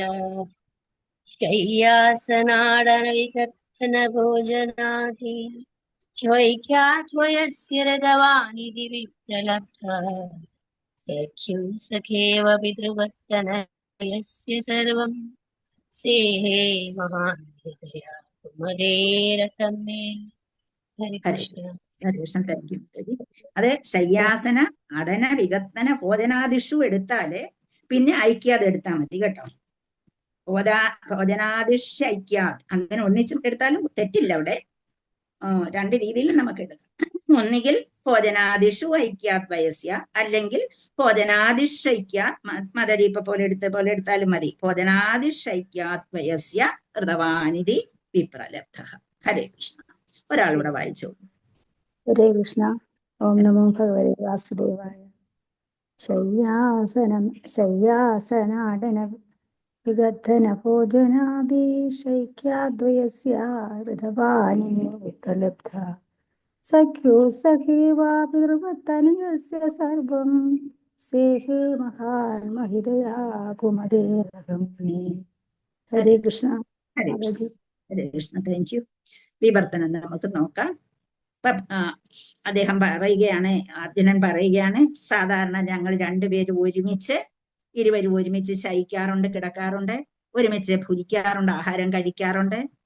അതുപോലെ എവിടെയെങ്കിലും ഇരിക്കുമ്പോഴും അവർ ഒന്നിച്ച് ആസനസ്ഥരാകാറുണ്ട്. അവര് കാലസഗമനം നടത്തുമ്പോൾ എന്തെങ്കിലും സംസാരിച്ചുകൊണ്ട് ഇങ്ങനെ നടന്നു പോകാറുണ്ട്. അങ്ങനെയൊക്കെയാണ് ഞങ്ങൾ ജീവിച്ചത്. അങ്ങനെ ഒരാളെ നീ എന്തെങ്കിലും ആരെയും അങ്ങോട്ടും ഇങ്ങോട്ടും അവരങ്ങോട്ടും ഇങ്ങോട്ടും പ്രശംസിക്കാറുമുണ്ട്. ഭഗവാൻ അർജുനെയും പ്രശംസിക്കും, അർജുനൻ ഭഗവാനെയും പ്രശംസിക്കാറുണ്ട്. അങ്ങനെയൊക്കെയുള്ള ആ അവസരത്തില് എന്തെങ്കിലും തെറ്റുകൾ ഉണ്ടായാലും എന്തെങ്കിലും ഇഷ്ടപ്പെടാത്തതൊക്കെ സംസാരിച്ചു പോകാൻ ഞാൻ അങ്ങനെ അദ്ദേഹത്തെ പലപ്പോഴും ഞാൻ ഭഗവാനെ കുറ്റപ്പെടുത്തിയിരുന്നു. പലപ്പോഴും പല സമയത്തും ഭഗവാനെ ഞാൻ കുറ്റപ്പെടുത്തിയിരുന്നു എന്നാണ് ഓർക്കുന്നത്. അപ്പം എന്റെ പ്രിയമിത്രമേ, അങ്ങ് വളരെ സത്യസന്ധനാണ്, അങ്ങ് അറിയാത്തതായിട്ടൊന്നുമില്ലല്ലോ. അങ്ങനെ പരമദിവ്യോത്തമ കൃഷ്ണനായിട്ട് എന്റെ മുന്നിൽ നിൽക്കുമ്പോൾ കൂടിയും അദ്ദേഹത്തിന്റെ മഹാത്മ്യത്തെ കുറിച്ച് ഞാൻ ചിന്തിച്ചില്ല. അങ്ങനെ അതിനെയൊക്കെ അനാദരവോടെയാണ് ഞാൻ കണ്ടത് എന്ന് പറയുകയാണ്. ആ വാക്കുകളൊക്കെ പതിവായി അങ്ങ് സഹിച്ചില്ലേ ക്ഷമിച്ചില്ലേ? എന്നെ ഒരു ഉത്തമ മിത്രം മറ്റൊരു മിത്രത്തോട് എങ്ങനെയാണോ കരുതുന്നത്, അതുപോലെയും അതുപോലെയും ഒരു പിതാവ് പുത്രനോട് എങ്ങനെയാണോ ശ്രമിക്കുന്നത്, അതുപോലെയും, അല്ലെങ്കിൽ പിന്നെ എന്താ പറഞ്ഞേക്കുന്നത്, ഒരു ശിശുവിനെ ഒരു അച്ഛൻ കണക്കാക്കുന്നത് പോലെയും ഈ അപരാധങ്ങളൊക്കെയും അങ്ങ് പുറത്തില്ലേ എന്ന് പറയുകയാണ് ഇവിടെ അർജുനൻ. അപ്പം ഏതെല്ലാം രീതിയിലുള്ള സന്ദർഭങ്ങളിൽ അവർ ഒരുമിച്ചുണ്ടായിരുന്നു, അവിടെ ഒക്കെ വെച്ച് അദ്ദേഹത്തിന്റെ മാഹാത്മ്യത്തെ കുറിച്ച് കാണാൻ അദ്ദേഹത്തിന് കഴിഞ്ഞില്ല എന്നും, എന്റെ ഒരു കൂട്ടുകാരനെ പോലെ ഞാൻ ഇതെല്ലാം അങ്ങയോട് സംസാരിച്ചു എന്നും കളിയാക്കിയെന്നും അതൊക്കെ ഭഗവാൻ കാര്യമായി എടുത്തില്ല എന്നും ഇവിടെ പറയുകയാണ് ജ്യേഷ്ഠനോട്. അപ്പൊ അതൊക്കെ ഓർക്കുമ്പോൾ ഇന്ന് എന്റെ മനസ്സ്, ഇന്ന് അദ്ദേഹം എന്റെ കൂടില്ല, എനിക്ക് എന്നും ചോദിക്കാൻ പറ്റില്ല, പറയാൻ പറ്റില്ല, ആ ഒരു സാഹചര്യത്തിൽ ഞാൻ വീണുപോകുന്നു, അഥവാ എന്റെ മനസ്സ് തേങ്ങിപ്പോകുന്നു എന്നാണ് ഇവിടെ പറയുന്നത്. അപ്പം ഭഗവാൻ സർവശ്രേഷ്ഠനാണ്, സർവാത്മനാ പരിപൂർണനാണ്. അദ്ദേഹത്തിന്റെ അതീന്ദ്രിയ ലീലകൾ ഒരു വിധത്തിലും മാറ്റാൻ പറ്റിയില്ല. അദ്ദേഹത്തിന്റെ അദ്ദേഹം പ്രവർത്തിക്കുന്നത് എന്നും ലീലകൾ തന്നെയാണ്. അങ്ങനെ ഇവിടെ പറയുന്നത് ഒരു മിത്രത്തെ പോലെയും ഒരു പുത്രനെ പോലെയും ഒരു കാമുകനെ പോലെയും അങ്ങനെ ആരായിട്ട് വന്നാലും ഏതെല്ലാം ഭാവങ്ങളാണ്, ഏതെല്ലാം രസങ്ങളാണ് ഉള്ളത് എന്ന് പറഞ്ഞ് ഭഗവാന് കാണിക്കുന്നത്. ഏതെല്ലാം രസത്തിൽ കൂടിയാണ്? ശാന്തരസം, വാത്സല്യരസം, മാധുര്യരസം, സഖ്യരസം, മാധുര്യരസം, വാത്സല്യരസം. വാത്സല്യരസം കഴിഞ്ഞിട്ടാണ് മാധുര്യരസം വരുന്നത്. ലാസ്റ്റിലാണ് മാധുര്യരസം വരുന്നത്. അപ്പൊ അങ്ങനെ പല രസങ്ങളിൽ കൂടി പല രീതികളിൽ കൂടിയാണ് ഒരു ഭക്തൻ ആരെ കാണുന്നത്, ഭഗവാനെ കാണുന്നത്. ഏതെല്ലാം ഭാവത്തിൽ കൂടിയാണ് ഒരു ഭക്തൻ അല്ലെങ്കിൽ ഒരു ശ്രേഷ്ഠ വ്യക്തി ഭഗവാനെ കാണുന്നത് എന്നുള്ളതാണ്. അപ്പൊ നമുക്കറിയാം, നമ്മളെ ഭഗവാനെ പൂജിക്കുന്നവർ മിക്കവാറും എല്ലാവരും ഏതെങ്കിലും ഒരു ഫോട്ടോ വെച്ചെങ്കിലും നിങ്ങൾ വീട്ടിൽ ഭഗവാനെ പൂജിക്കുന്നവരായിരിക്കുമല്ലോ എല്ലാവരും. അപ്പൊ നമ്മൾ അതെല്ലാം കഴിഞ്ഞിട്ട് നമ്മൾ എന്താ പറയും? മന്ത്രഹീനം ഹ്രിയാദീനം ഭക്തിഹീനം ജനാർദ്ദനായ പൂജിതം മയാ ദേവ പരിപൂർണം തദസ്തുമേ. ഞാൻ എൻ്റെ അറിവില്ലായ്മ കൊണ്ടും ഞാൻ എൻ്റെ തെറ്റുകൾ പലതും ചെയ്തിട്ടുണ്ട്, പക്ഷെ ചെയ്ത തെറ്റുകളൊക്കെ അങ്ങനെക്ക് പുറത്തു തരണമേ എന്ന് പറയും അല്ലേ? അതുപോലെ യദ്ദത്തം ഭക്തി മാത്രേണ പത്രം പുഷ്പം ഫലം ജലം ആവേദിതം നിവേദ്യന്തു തദ്ഗ്രഹണാനുകമ്പയാ. ഞാൻ എന്തെങ്കിലും നിവേദിച്ചിട്ടുണ്ടെങ്കിൽ അതിനകത്ത് പല കുറവുകളും കാണും. ഞാനിവിടെ നമ്മൾ ഓരോരുത്തരും ചെയ്യുന്ന എന്താണ്, നമുക്ക് ഇഷ്ടമുള്ള സാധനങ്ങൾ ഉണ്ടാക്കി നമ്മൾ കൊണ്ട് ഭഗവാനെ എത്തിക്കുക. അല്ലാതെ ഭഗവാൻ അത് ഇഷ്ടമാണോ എന്ന് നമ്മൾ ഒരിക്കലും ചിന്തിക്കാറില്ല. നമ്മുടെ അടുക്കളയിൽ നമ്മുടെ കിച്ചണിൽ എന്ത് നമ്മൾ ഉണ്ടാക്കുന്നോ അതുകൊണ്ട് നമ്മളെ ഭഗവാന്റെ മുന്നിൽ നിവേദിക്കുന്നു അല്ലെ? അത് ഭഗവാൻ ഇഷ്ടപ്പെട്ടോ ഇല്ലയോ എന്നുള്ളത്, അതും ഇഷ്ടപ്പെട്ടിരിക്കണം. അത് കൊണ്ടുവെക്കുമ്പോൾ നമ്മുടെ മനസ്സ് തേങ്ങിക്കൊണ്ട് ഭഗവാനോട് പറയണം, ഞാൻ ഈ വെച്ചിരിക്കുന്നതൊക്കെയും അങ്ങ് ഏറ്റവും ഇഷ്ടപ്പെടുന്ന വസ്തുക്കളാക്കി മാറ്റി അങ്ങ് കഴിക്കണമേ. അങ്ങേക്ക് ഒരു ജോലിയോട് കൊടുക്കുകയാണ് അവിടെ നമ്മൾ അല്ലെ? ഭഗവാനൊരു ജോലിയാ കൊടുക്കുന്നത്. ഞാൻ കൊണ്ടുവച്ചേക്കുന്നത് ചിലപ്പോൾ എന്താണ്, ഒരു ഇഡ്ഡലിയാകാം, അല്ലെങ്കിൽ ഒരു വടയാകാം, അല്ലെങ്കിൽ അല്പം ചോറാകാം. അതിനകത്ത് നമുക്ക് നെയ്യ് ഒഴിച്ചെന്ന് വരാം. അപ്പൊ കൊണ്ടുവച്ചേക്കുന്നതൊക്കെയും എന്താക്കി മാറ്റണം? അങ്ങേക്ക് ഇഷ്ടമുള്ളതാക്കി മാറ്റി അങ്ങ് കഴിച്ചോണേ എന്നാണ് നമ്മള് പറയുന്നത്. അതുപോലെ നമ്മൾ പറയും അല്ലെ, അജ്ഞാനാത് അഥവാ ജ്ഞാനാത് അശുഭം എന്മയാകൃതം ചെന്നുവർഹസിത സർവം ദാസ്യേന ഇവ ഗ്രഹാണമ. ഞാൻ അജ്ഞാനം കൊണ്ടും ചിലപ്പോൾ ഞാൻ അറിഞ്ഞുകൊണ്ടും ഒക്കെ എന്തെല്ലാം തെറ്റുകളാണ് ഞാൻ ചെയ്തേക്കുന്നത്. ഈ തെറ്റുകളൊക്കെ ചെയ്യുന്നതൊക്കെയും തന്നെ എന്താണ്, സിന്ധുമർഹസിത സർവം, എല്ലാം ക്ഷമിച്ചു തരണമേ. നമ്മൾ അതിനൊന്നുകൂടെ പറയും എന്താ, കയേന വാചാ മനസേന്ദ്രിയർവ്യാ വിദ്യാത്മനാവാ ഹൃദയ സ്വഭാവ കരോമിയത് സകലം പരസ്മൈ നാരായണായ. എല്ലാം ഭഗവാനിലേക്ക് അർപ്പിക്കും. അങ്ങനെ ഞാൻ ഇവിടെ കൊണ്ടുവച്ചേക്കുന്നതിലൊക്കെ പല തെറ്റുകളും കാണാം. ഞാൻ ചെയ്തതൊക്കെയും തെറ്റുകളായിരിക്കാം, പക്ഷെ അതെല്ലാം പുറത്തെന്നോട് ഞാൻ കമ്പയാ, ഇതെല്ലാം എന്നോട് ക്ഷമിച്ച് എന്നോട് പൊറുക്കണേ എന്നുള്ള ശ്ലോകങ്ങളിലെ 5-6 ശ്ലോകങ്ങൾ നമ്മൾ പറഞ്ഞിട്ട് നമ്മളിങ്ങി പോരും. നമ്മളത് ഭക്തിയോടാണോ പറയുന്നത് അല്ലയോ എന്ന്. അപ്പൊ അങ്ങനെ പലരും പല രീതിയിൽ നമ്മൾ ഭഗവാനോട് പറഞ്ഞു. ഇവിടെ അതുപോലെ പറയുകയാണ്, ഞാൻ ഒരുപാട് തെറ്റുകളൊക്കെ ചെയ്തിട്ടുണ്ട്. ഭഗവാന്റെ അടുത്ത കൂട്ടുകാർ നമ്മളെ പോലെ അല്ല, ഭഗവാന്റെ കൂടെ നടന്ന ആള്. അപ്പൊ അദ്ദേഹം പറയുകയാണ്, ഇതെല്ലാം ഞാൻ ചെയ്തു പോയി, ആ ഭാവത്തിലൊക്കെ ഞാൻ ചെയ്തു പോയി, അതിനൊക്കെ എന്നോട് ക്ഷമിക്കണേ എന്ന് പറയുകയാണ്. അപ്പൊ അത് ശീലപ്രഭുപാര് പറയുന്നു, മിത്രം പുത്രൻ കാമുകൻ എന്നിങ്ങനെ ഒരു ഭാവത്തിൽ ഒട്ടും പോരായ്മയില്ല. ഭഗവാൻ ഇവിടെ വരുമ്പോ ഭഗവാൻ കാണിക്കുന്ന എല്ലാ ഭാവങ്ങളും അതിന്റെ അത്യുത്തമമായ അത്യുന്നതമായ ലെവലിലാണ് നമ്മൾ ചെയ്യുന്നത്. മകനായിട്ട് യശോദാമാതാവിന്റെ അടുത്ത് അങ്ങേ അറ്റം ഉപദ്രവിക്കാവുന്നതിന്റെ അത്ര ഉപദ്രവിക്കും, കളിക്കാവുന്നതിന്റെ അത്രയും കളിക്കും. എന്നുവെച്ചാൽ ആ രീതിയിൽ ഒരു അമ്മയാണെന്നും പറഞ്ഞ് വിട്ടുകൊടുക്കത്തൊന്നുമില്ല, എല്ലാ രീതിയിലും ഇല്ലേ അങ്ങനെ കളിക്കും. അതുപോലെ കൂട്ടുകാരുടെ അടുത്താണെങ്കിൽ അതുപോലെ തന്നെ കൂട്ടുകാരുടെ ആ ഒരു എന്തെല്ലാം ഭാവങ്ങളാണ്. അതുപോലെ കാമുകിമാരുടെ അടുത്താണെങ്കിൽ എങ്ങനെ വേണം അതേ രീതിയിൽ ഓരോരുത്തരുടെയും അർജുനന്റെ അടുത്തത് അങ്ങനെ എല്ലാ ഭാവത്തിലും ഒരു പോരായ്മയില്ലാതാണ് ഭഗവാൻ പെരുമാറുന്നത് എന്നാണ് പറഞ്ഞിരിക്കുന്നത്. ആത്മസമർപ്പണത്തോടെ ഉച്ചരിക്കുന്ന വേദമന്ത്രങ്ങളെക്കാൾ മിത്രങ്ങളുടെയും പിതാവിന്റെയും പ്രണയിനിമാരുടെയും പത്നിമാരുടെയും ഭർസനങ്ങൾ ഭഗവാൻ അതിയായി ആസ്വദിക്കുന്നു. ശുദ്ധഭക്തന്മാരെ അല്ലെങ്കിൽ പണ്ഡിതന്മാരെ അല്ലെങ്കിൽ ബ്രാഹ്മണന്മാരെ അല്ലെങ്കിൽ ഇവരൊക്കെ വളരെ ഭക്തിപൂർവം സമർപ്പണത്തോടുകൂടി ഉച്ചരിക്കുന്ന വേദമന്ത്രങ്ങൾ വളരെ ശക്തമാണത് അല്ലെ. ഭഗവാനെ വിളിക്കുന്ന ആ വേദമന്ത്രങ്ങൾക്ക് എത്രമാത്രം പ്രാധാന്യം കൊടുക്കുന്നുണ്ടോ അതിനപ്പുറത്തെ പ്രാധാന്യമാണ് ഇവിടെ ഭഗവാൻ ഇവിടെ ഉണ്ടായിരുന്ന സമയത്ത് ഭഗവാൻ മിത്രങ്ങളുടെയും പിതാവിന്റെയും പ്രണയിനിമാരുടെയും പത്നിമാരുടെയും ഭർസനങ്ങൾ അവര് കുറ്റപ്പെടുത്തുന്നതും അവര് പറയുന്നതും ഭഗവാന്റെ കുറ്റങ്ങളൊക്കെ പറയാൻ അവർക്കൊക്കെ കഴിയത്തുള്ളല്ലോ. അങ്ങനെ അത് ആസ്വദിക്കുകയാണ് ചെയ്തത്. നമുക്ക് പല ദ്വാരകയിലൊക്കെ ആരുമായിട്ട് രുക്മിണിയുമായിട്ടും അതുപോലെ സത്യഭാമയുമായിട്ടും ഇവൻ ഓരോരുത്തരുമായിട്ട് യുദ്ധം വരെ ചെയ്യുന്നത് നമ്മൾ കണ്ടിട്ടുണ്ട്, വായിച്ചിട്ടുണ്ട്. അപ്പൊ അങ്ങനെ ഏതെല്ലാം രീതിയിലാണോ ഭക്തര് പെരുമാറുന്നത് അതിനെല്ലാം ഭഗവാൻ അങ്ങേയറ്റം ആനന്ദത്തോടു കൂടിയാണ് വീക്ഷിച്ചിട്ടുള്ളത് എന്നിവിടെ പറഞ്ഞു തരികയാണ്. അപ്പം നമ്മൾ നേരത്തെ പഠിച്ചു ഭഗവാൻ എവിടെ ചെല്ലുമ്പോഴേ ദ്വാരകയിലേക്ക് ചെല്ലുമ്പോഴേ ദ്വാരകയിലെ മട്ടുപ്പാവിൽ നിന്നുകൊണ്ട് അവിടുത്തെ സ്ത്രീകൾ ഭഗവാനെ കാണുമ്പോൾ അവരുച്ചരിക്കുന്ന ശ്ലോകങ്ങൾ ഈ വേദമന്ത്രങ്ങളെക്കാൾ പ്രാധാന്യമുള്ളതാണ്. അത്രമാത്രം വേദമന്ത്രങ്ങളെക്കാൾ പ്രാധാന്യത്തോടും കൂടി കൃഷ്ണൻ കണ്ടു എന്ന് നമ്മൾ പഠിച്ചു. അപ്പൊ അവര് അതിനു വേണ്ടി എത്ര കാലമായി ഭഗവാനെ ഇങ്ങനെ സ്മരിച്ചു കൊണ്ടിരിക്കുന്നവരാണ്.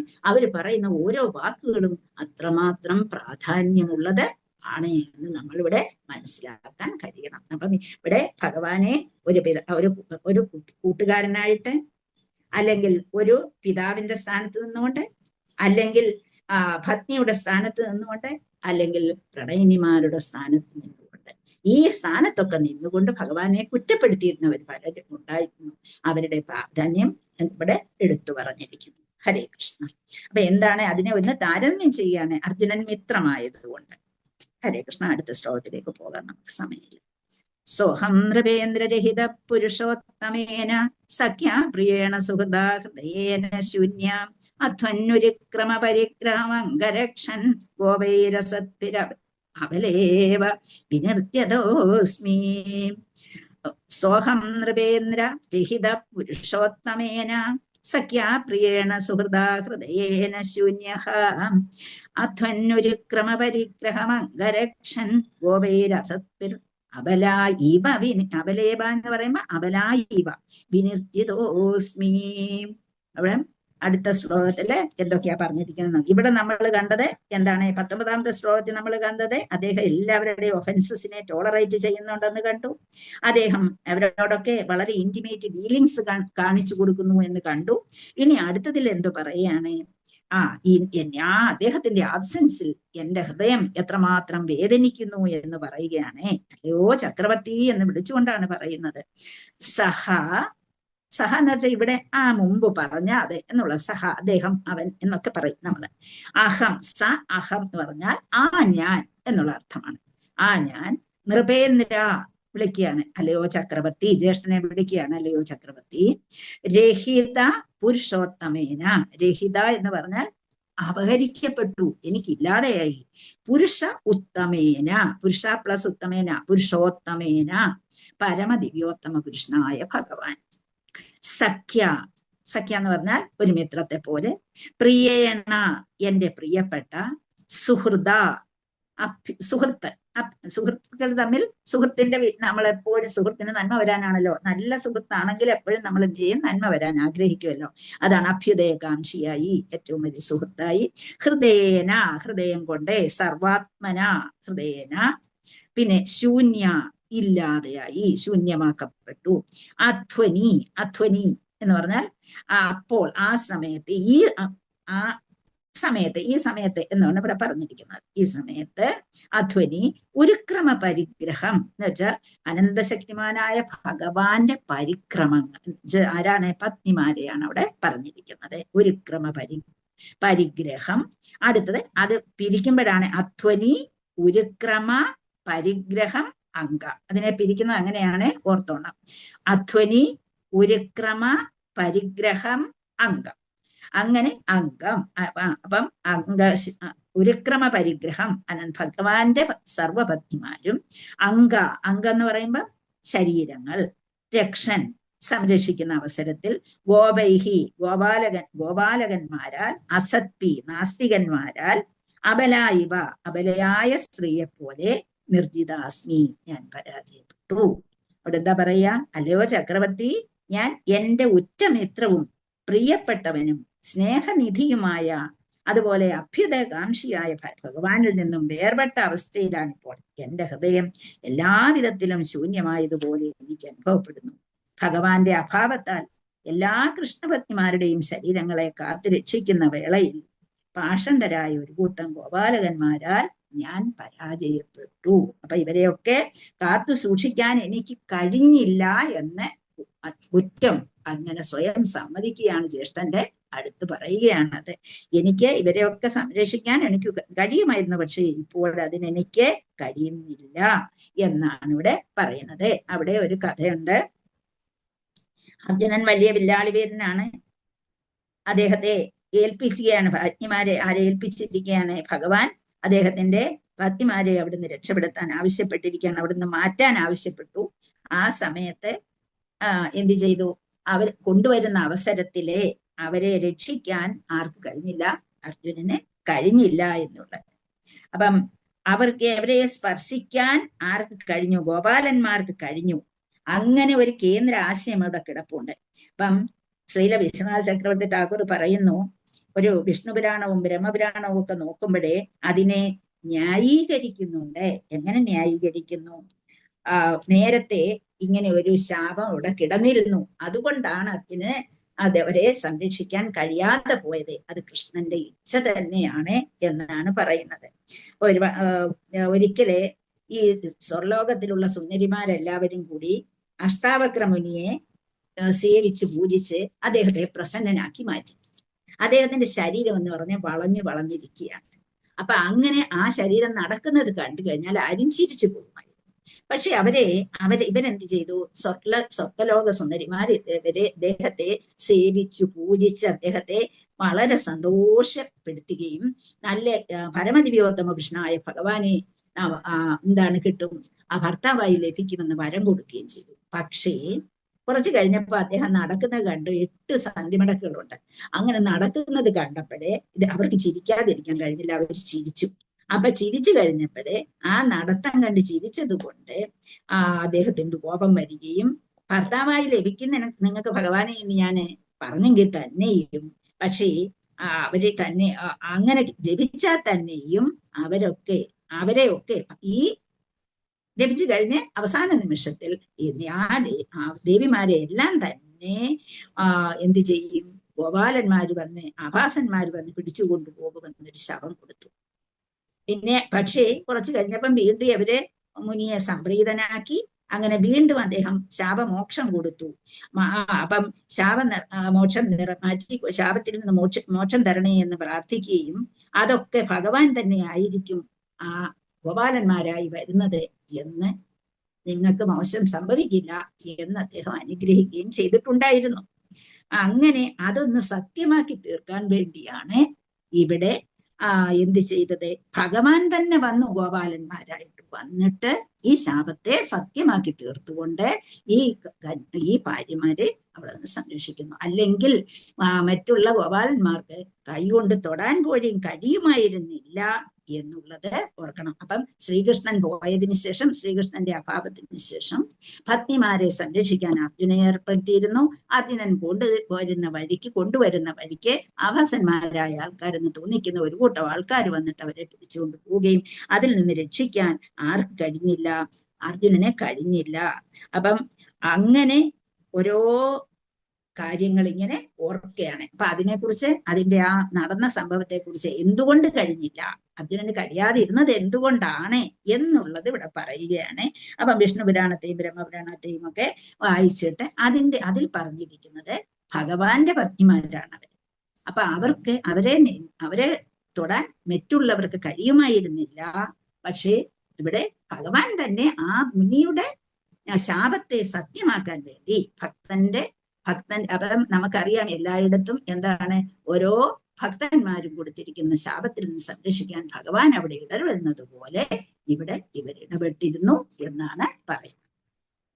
ഹരേ കൃഷ്ണ. നമുക്ക് സമയം കഴിഞ്ഞു, വായിച്ചില്ല ഈ ശ്ലോകം. നിങ്ങളെ